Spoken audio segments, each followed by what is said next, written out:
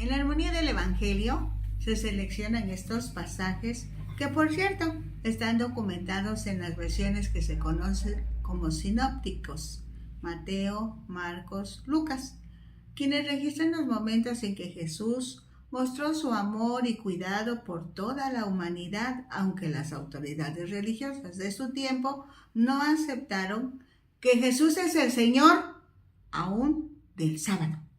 Gloria a Dios. Padre, qué bueno eres. Esta palabra siempre va a ser motivadora, inspiradora. Esta palabra siempre va a ayudarnos para obedecerte a ti antes que a los hombres. Gracias porque tu Hijo Jesús vino y nos dio lecciones vívidas, lecciones reales de cómo se debe no defender la palabra, sino obedecer la palabra, ponerla en práctica y demostrar quién eres tú y quiénes somos nosotros. Te adoramos, Dios, te adoramos por tu fidelidad, por tu paciencia, por tu cuidado, por tu amor, por tu entrega. Muchas gracias, Dios. Bendito sea tu nombre. Amén. Conviene recordar algunos de los grupos religiosos y políticos judíos en los tiempos de Jesús.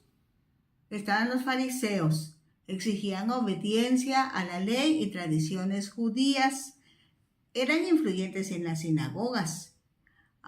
Podemos ver Mateo 5:20 o Lucas 6:2.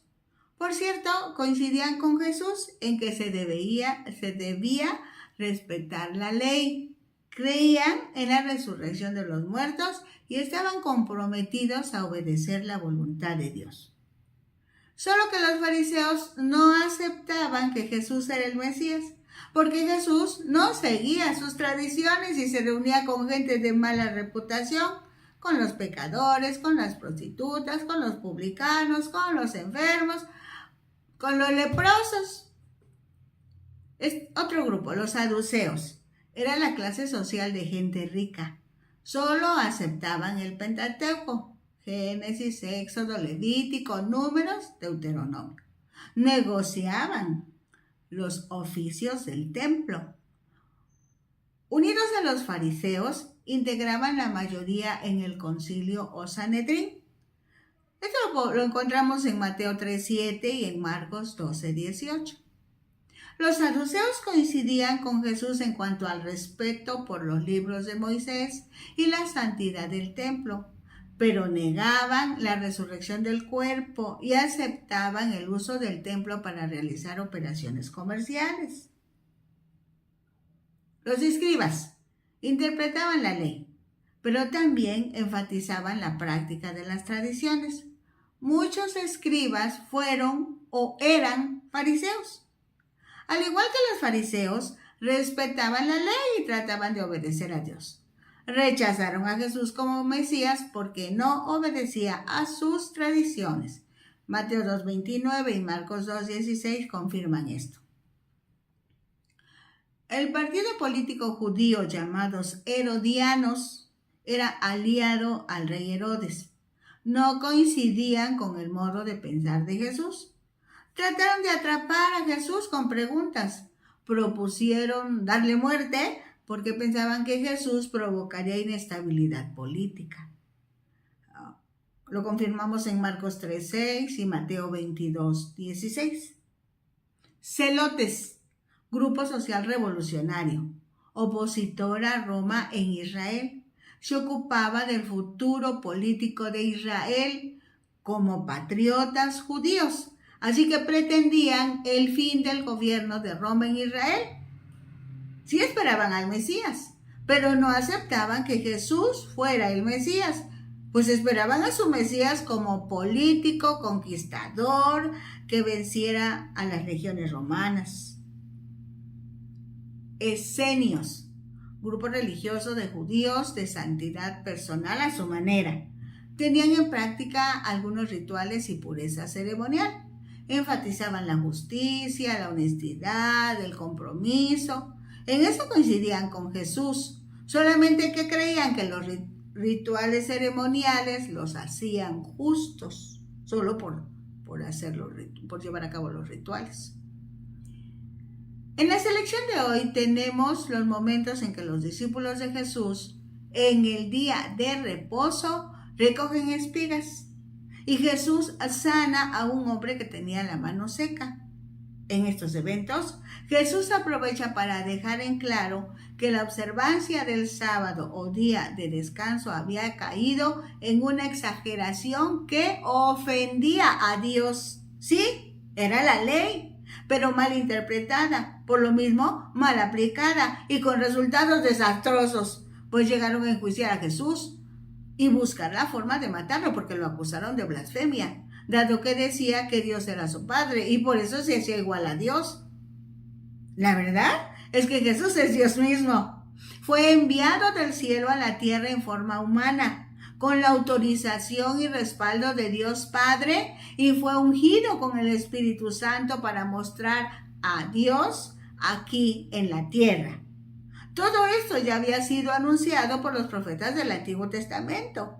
Y Juan, llamado el Bautista, quien se considera el último profeta del Antiguo Testamento, lo había predicado unos 6 meses antes de que Jesús iniciara su servicio o ministerio aquí en la tierra. Pero las autoridades religiosas y civiles de ese momento no entendieron, no aceptaron que Jesús es el Mesías, el ungido de Dios que estaban esperando y que hasta hoy ellos están esperando. Vayamos a la palabra. El primer evento, cuando los discípulos recogen espigas en el día de reposo. Mateo en el capítulo 12 de los versículos 1 al 8 lo registra.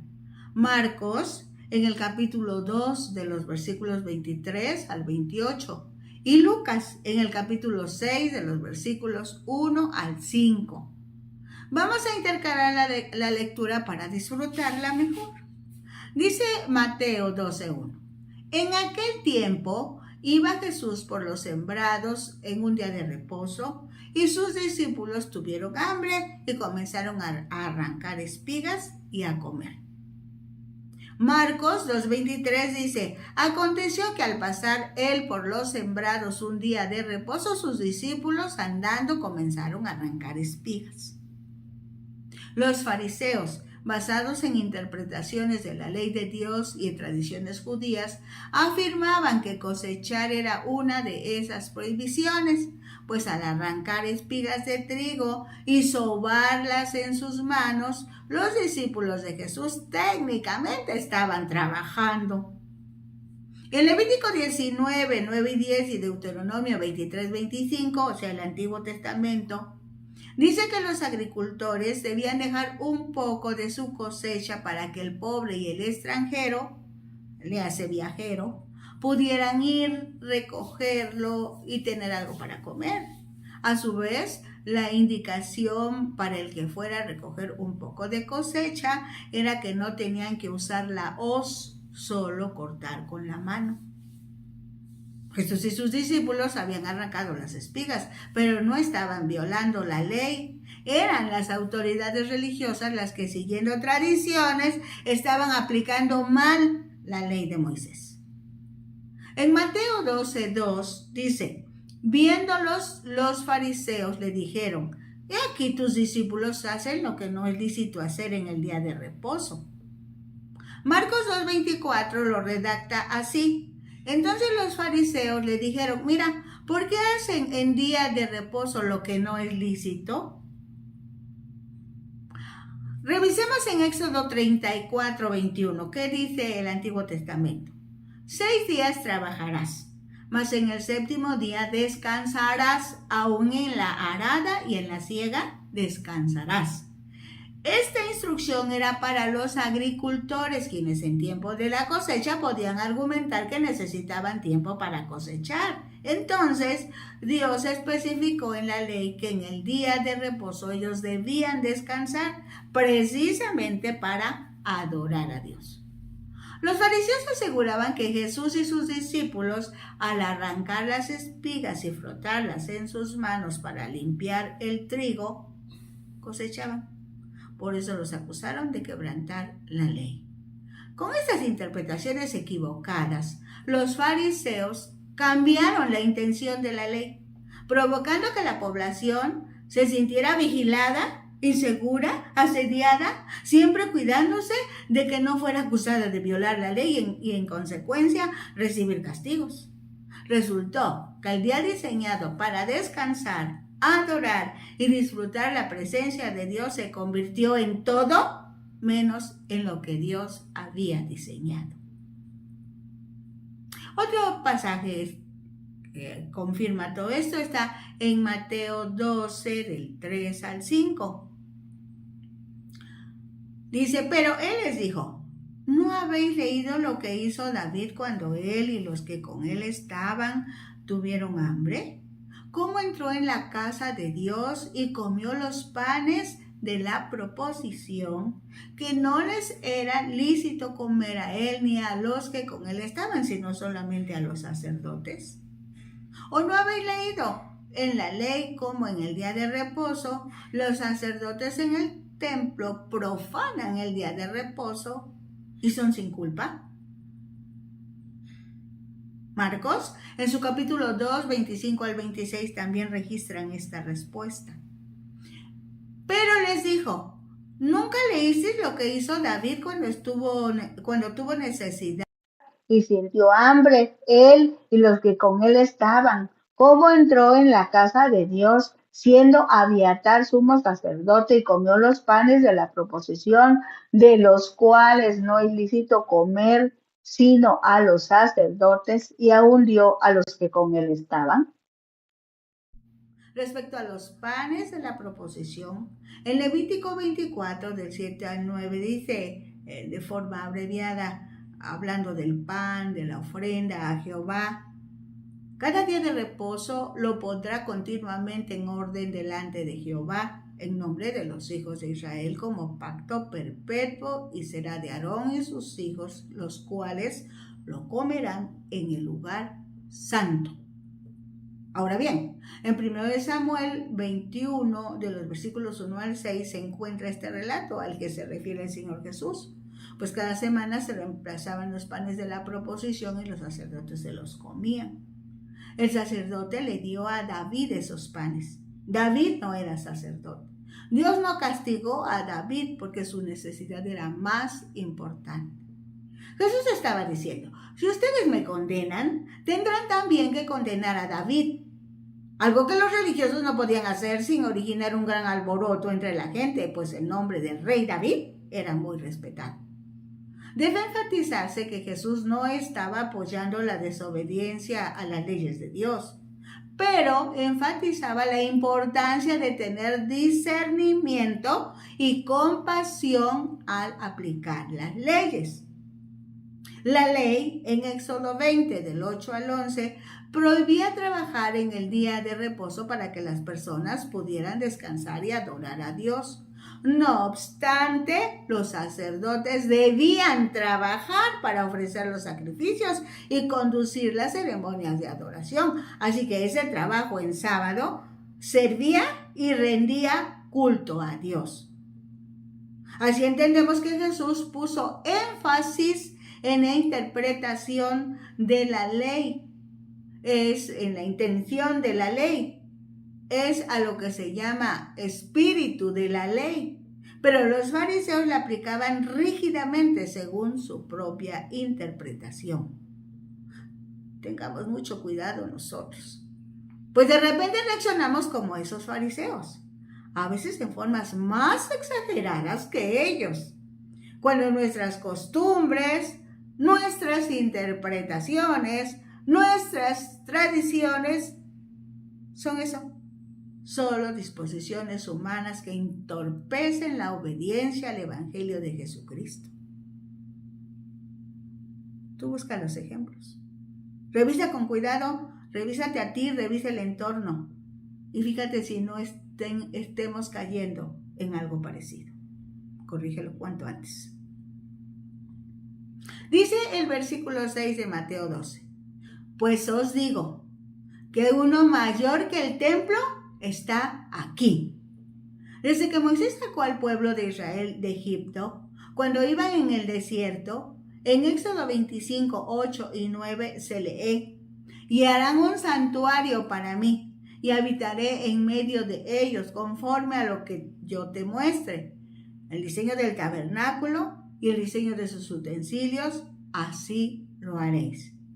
Ese templo desarmable se colocaba en el centro del campamento de los israelitas y Dios los guiaba por una nube durante el día y una columna de fuego durante la noche, además de que era lugar de adoración para todo el pueblo mediante el servicio de los sacerdotes y levitas.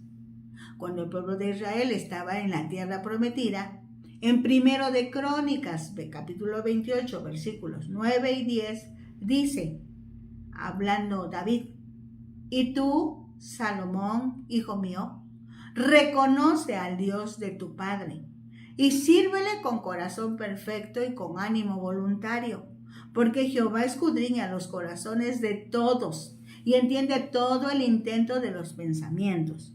Si tú le buscares, lo hallarás, mas si lo dejares, él te desechará para siempre. Mira, pues, ahora que Jehová te ha elegido para que edifiques casa para el santuario. Esfuérzate y hazla. Salomón edificó un gran templo y lo dedicó para la adoración a Dios. Ese templo fue destruido cuando los judíos fueron conquistados y después del exilio, Esdras y Nehemías trabajaron sobre la reconstrucción de otro templo. En Esdras 6:17 se lee, y ofrecieron en la dedicación de esta casa de Dios 100 becerros, 200 carneros, 400 corderos y 12 machos cabríos en expiación por todo Israel, conforme al número de las tribus de Israel. En el tiempo de Jesús, aquí en la tierra, el rey Herodes reconstruyó el templo que se terminó en el año 64 después de Cristo, pero fue destruido en el año 70 por los soldados romanos al mando del general Tito. Jesús ejerció su ministerio entre los años 30 a 33 después de Cristo. Y en ese tiempo el templo reconstruido por Herodes gozaba de cierto esplendor. Todos los judíos respetaban el templo.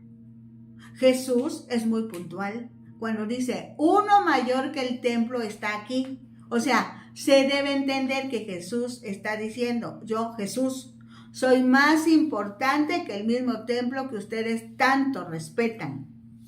El propósito del templo, el para qué del templo, era llevar la gente a Dios. Cristo es mayor que el templo. Cristo es el único capaz de conducir la gente a Dios, pues Dios es mucho más importante que todos los instrumentos materiales y humanos que se utilizan en la adoración. Por esa razón, cuando le damos más importancia a los instrumentos de la adoración que de la persona a la que adoramos, no estamos obedeciendo a Dios, aunque pensemos que le estemos rindiendo culto. Cuidado. Dice el versículo 7 de Mateo 12. Y si supieseis qué significa misericordia quiero y no sacrificio, no condenaríais a los inocentes. Los judíos habían oído muchas veces esta expresión a través de su historia. Leamos. Cuando el rey Saúl desobedeció la instrucción de Dios de raer a Amalek, en 1 de Samuel 15, 22 y 23 leemos, y Samuel dijo, se complace Jehová tanto en los holocaustos y víctimas como en que se obedezca a las palabras de Jehová. Ciertamente, el obedecer es mejor que los sacrificios y el prestar atención que la grosura de los carneros. Porque como pecado de adivinación es la rebelión y como ídolos e idolatría la obstinación. Por cuanto tú desechaste la palabra de Jehová, Él también te ha desechado para que no seas rey. A Saúl, una desobediencia de ese tipo le costó el trono. El profeta Isaías dice en el capítulo 1, versículos 11 al 17. ¿Para qué me sirve, dice Jehová, la multitud de vuestros sacrificios? Hastiado estoy de holocaustos de carneros y de cebo de animales gordos. No quiero sangre de bueyes, ni de ovejas, ni de machos cabríos. ¿Quién demanda esto de vuestras manos cuando venís a presentaros delante de mí para hollar mis atrios? No me traigáis más vana ofrenda. El incienso me es abominación. Luna nueva y día de reposo, el convocar asambleas, no lo puedo sufrir. Son iniquidad vuestras solemnidades. Vuestras lunas nuevas y vuestras fiestas solemnes las tienen aborrecidas mi alma. Me son gravosas, cansado estoy de soportarlos. Cuando extendáis vuestras manos, yo esconderé de vosotros mis ojos. Asimismo, cuando multipliquéis la oración, yo no oiré. Llenas están de sangre vuestras manos. Lavaos y limpiaos. Quitad la iniquidad de vuestras obras de delante de mis ojos. Dejad de hacer lo malo. Aprended a hacer el bien. Buscad el juicio. Restituid al agraviado. Haced justicia al huérfano. Amparad a la viuda. Jeremías, al inicio de esta sección, dice que Dios envía a Jeremías a las puertas del templo para enfrentar la falsa creencia de que Dios no permitiría que dañasen el templo y a los que vivieran cerca de él. Jeremías reprende al pueblo por su falsa e inútil religión, su idolatría y la conducta desvergonzada del pueblo y sus autoridades. Por eso en Jeremías 7, del 21 al 23 se expresa: así ha dicho Jehová de los ejércitos, Dios de Israel: añadid vuestros holocaustos sobre vuestros sacrificios y comed la carne. Porque no hablé yo con vuestros padres, ni nada les mandé acerca de holocaustos y de víctimas el día que los saqué de la tierra de Egipto. Mas esto les mandé, diciendo: escuchad mi voz, y seré a vosotros por Dios, y vosotros me seréis por pueblo, y andad en todo camino que os mande, para que os vaya bien. Nada que ver con los sacrificios rituales o reglamentos. Y Oseas, que fue profeta en el reino del norte, Israel, que en ese tiempo había prosperado materialmente, pero decayó espiritualmente, porque el pueblo era ambicioso y tomó la conducta y la religión idólatra de los cananeos. Por eso en el capítulo 6, versículo 6, expresa: porque misericordia quiero y no sacrificio, y conocimiento de Dios más que holocaustos. Lo que quiere decir es que Dios instituyó el sistema de sacrificios en el Antiguo Testamento para que pudieran comprender a Dios y relacionarse con Él. Solo que un ritual religioso es útil si se efectúa con amor y obediencia a Dios. De lo contrario, se convierte en una burla, un desprecio hacia Dios. Dice el versículo 8 del capítulo 12 de Mateo: porque el Hijo del Hombre es Señor del día de reposo. En Marcos 2:27 se lee: también les dijo: el día de reposo fue hecho por causa del hombre, y no el hombre por causa del día de reposo. Y en Marcos 2:28 dice: por tanto, el Hijo del Hombre es Señor aún del día de reposo. ¿Sí? Jesús es Dios. Jesús es el Creador. El Creador siempre es más grande que la creación. Cuando dijo que era Señor del día de reposo, proclamó ser más importante que la ley y está por encima de ella. Tenía autoridad para dejar sin efecto sus tradiciones y regulaciones. Dios estableció el día de reposo para el beneficio de los humanos. Dios no se beneficia con que descansemos el día de reposo, pero al descansar y concentrarnos en Dios, nos recuperamos física y espiritualmente. Mejor dicho, nos recuperamos espiritual y físicamente. Tremendo. Ahora, en Lucas 6, del 6 al 11, en Mateo 12, del 9 al 14, y en Marcos 3, del 1 al 6, Lucas, Mateo y Marcos registran este otro evento, donde parece que Jesús estuviera interesado por provocar disgusto entre los fariseos, haciendo buenas obras en el día de reposo. Lo cierto es que Jesús está interesado en que conozcamos a Dios su Padre, que es tierno, compasivo, misericordioso, que tiene cuidado de su gran creación. Lucas 6:6. Aconteció también en otro día de reposo que él entró en la sinagoga y enseñaba, y estaba allí un hombre que tenía seca la mano derecha. Marcos 3:1 lo dice, otra vez entró Jesús en la sinagoga y había allí un hombre que tenía seca una mano. Lucas 6:7 dice, y le acechaban los escribas y los fariseos para ver si en el día de reposo lo sanaría, a fin de hallar de qué acusarle. Marcos 3:2 dice, y le acechaban para ver si en el día de reposo le sanaría, a fin de poder acusarle. Mateo 12:9 dice, pasando por allí, vino a la sinagoga de ellos, y aquí había allí uno que tenía seca una mano, y preguntaron a Jesús para poder acusarle, ¿es lícito sanar en el día de reposo? Él les dijo, ¿qué hombre habrá de vosotros que tenga una oveja, y si ésta cayere en un hoyo el día de reposo, no le eche mano y la levante? Pues, ¿cuánto más vale un hombre que una oveja? Por consiguiente, es lícito hacer el bien en los días de reposo. En Marcos 3:3 dice, entonces dijo al hombre que tenía la mano seca, levántate y ponte en medio.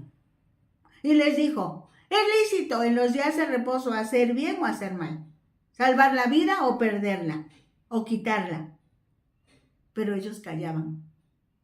Entonces, mirándolos alrededor con enojo, entristecido por la dureza de sus corazones, dijo al hombre, extiende tu mano. Y él la extendió, y la mano le fue restaurada sana. Lucas 6:11 dice, y ellos se llenaron de furor y hablaban entre sí qué podrían hacer contra Jesús. Marcos 3:6 registra, y salidos los fariseos, tomaron consejo con los herodianos contra él para destruirle.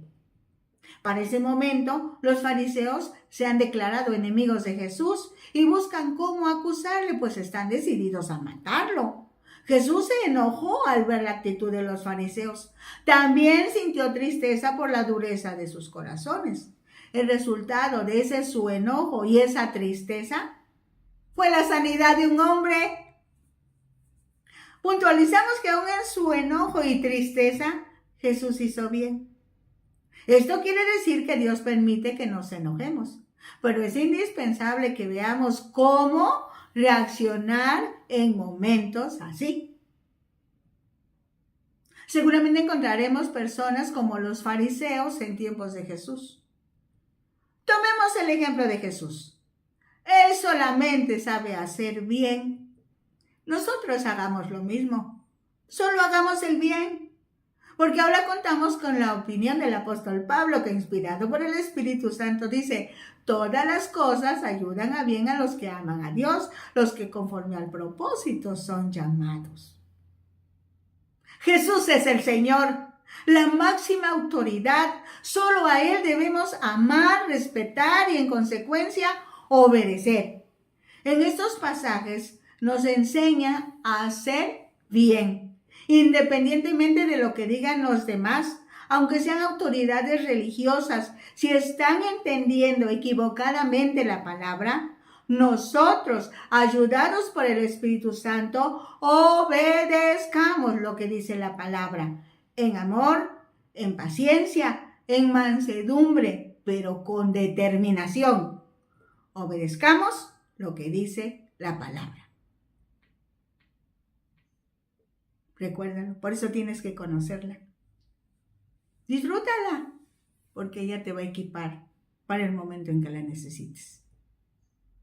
Les invitamos a sintonizar Ventana Virtual Radio Cristiana, la señal que edifica, y la Unión de Emisoras Cristianas por Internet. Estamos uniendo al mundo con el Evangelio de Jesucristo.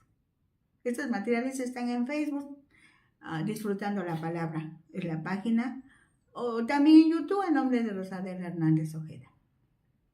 Los esperamos. Bendiciones.